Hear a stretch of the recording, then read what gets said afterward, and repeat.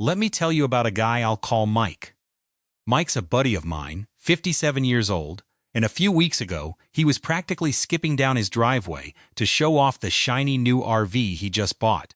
He slapped the side of it and told me, "This is it. I'm retiring at 60, hitting the road, and living the dream." He had his latest 401k statement in hand, pointing to a big number at the bottom that he thought was his ultimate finish line. But as we got to talking over a cup of coffee, I asked him a couple of basic questions. How was he planning to cover health insurance before Medicare? What was his withdrawal rate going to be during those gap years? You could actually see the color drain out of his face.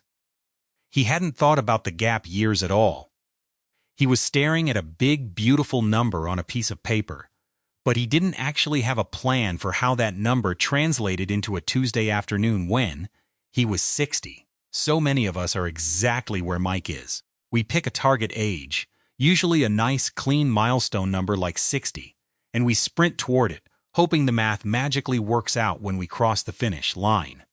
But retiring early, especially before traditional safety nets and government benefits kick in, requires a very specific kind of preparation.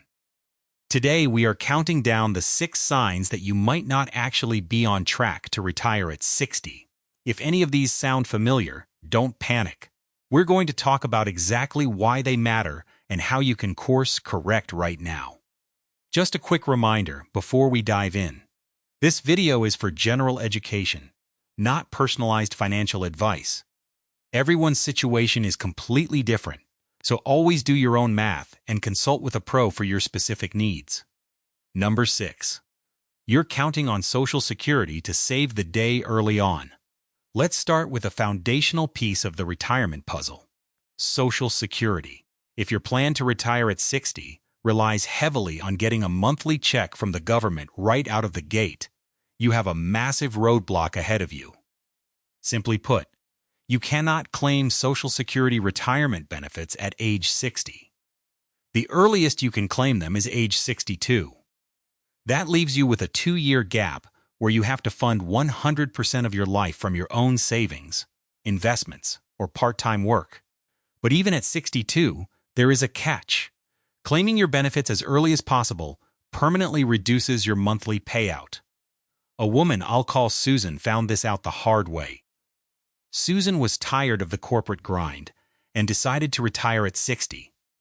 She planned to just barely scrape by on her savings for 2 years and then immediately claim Social Security at 62 to ease the pressure. What she didn't realize until she was already out of the workforce was how severe the penalty for early claiming can be. If your full retirement age is 67, claiming at 62 often results in a permanent reduction of around 30% of your monthly benefit. For Susan, that meant hundreds of dollars less every single month for the rest of her life, which entirely threw off her long-term budget.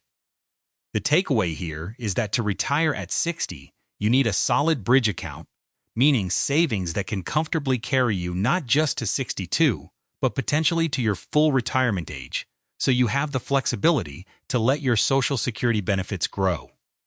Number 5. You haven't priced out the healthcare gap. This is often the single biggest blind spot for early retirees. In the United States, Medicare does not kick in until you turn 65. If you retire at 60, you are staring down a 5-year window where you are entirely on your own for health insurance. When you are working, your employer is likely subsidizing a huge chunk of your health insurance premiums. You might complain about the $200 or $300 coming out of your paycheck, but you aren't seeing the massive portion your company is paying on the back end. When you retire early, you are suddenly footing the whole bill yourself. Take a couple I'll call Tom and Linda. They retired at 60, healthy and active. They budgeted for groceries, utilities, and travel, but completely forgot to price out private health insurance. When they went to the marketplace, they experienced severe sticker shock. A common range for a couple in their early 60s, buying private insurance can easily be somewhere around $500 to over $2,000 a month in premiums, depending on where they live and the coverage level, and that's before paying high deductibles. The takeaway? If your retirement budget doesn't have a massive, glaring line item dedicated strictly to healthcare costs between the ages of 60 and 65, your plan is on shaky ground. You need to research marketplace plans and potential subsidies based on your projected retirement income well before you hand in your resignation. Number 4. You're still acting as the first national bank of mom and dad. We all want to help our kids. It is a natural parental instinct to want to smooth out the bumps in the road for them. But if you are aiming for an early retirement, continuing to financially support your adult children is a massive leak in your financial boat.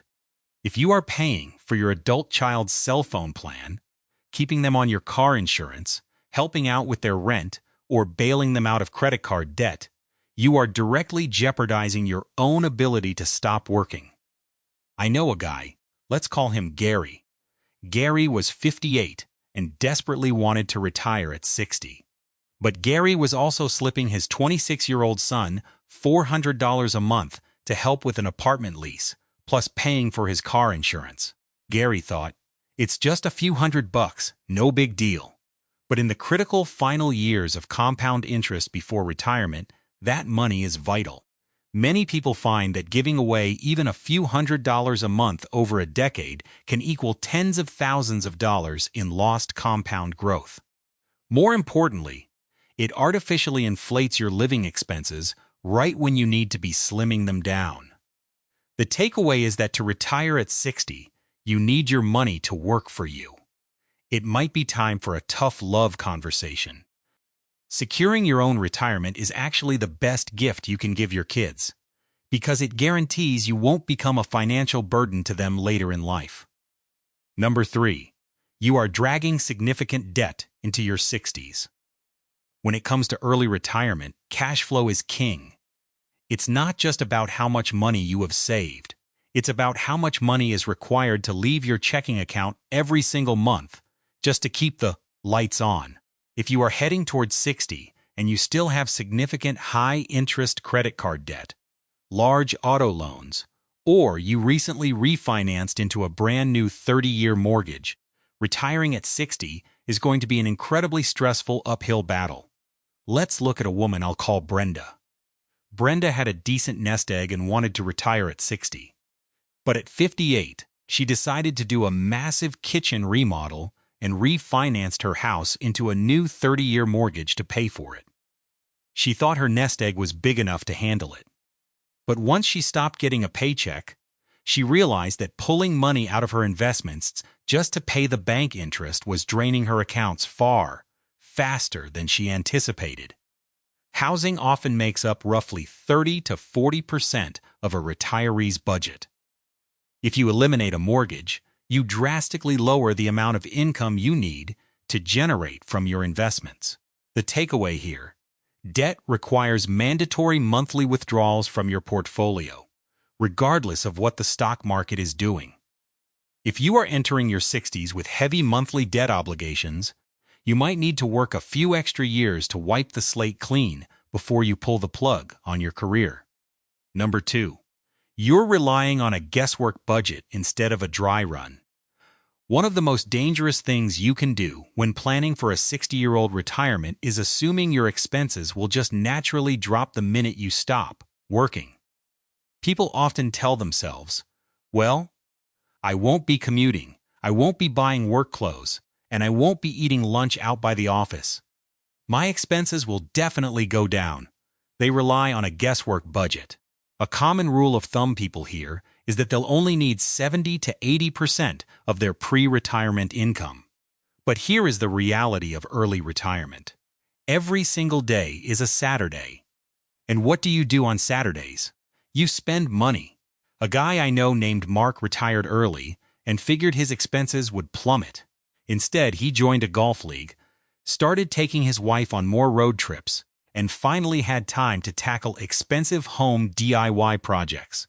Many early retirees find that they actually spend 100% or more of their pre-retirement income in those first few active go-go years of retirement. The takeaway is that if you haven't done a dry run of your retirement budget, you aren't ready. A dry run means living strictly on your anticipated retirement income for 6 full months while you are still working. If you find yourself constantly dipping into your current paycheck to cover shortfalls, your early retirement math is broken. Number 1. Your portfolio suffers from the Goldilocks trap. Finally, the number one sign you aren't ready to retire at 60 has to do with how your money is actually invested. As you approach early retirement, your portfolio needs to be just right. If it's too aggressive or too conservative, you are setting yourself up for failure. I call this the Goldilocks trap. If you are 100% invested in volatile growth stocks because you want to maximize your returns right up to the finish line, you are exposing yourself to sequence of returns risk. Imagine a guy named Dave who planned to retire at 60. The year he turned 59, the stock market took a massive 20% hit. Because Dave was overly aggressive, his portfolio was decimated right before he needed to start selling off his shares for income.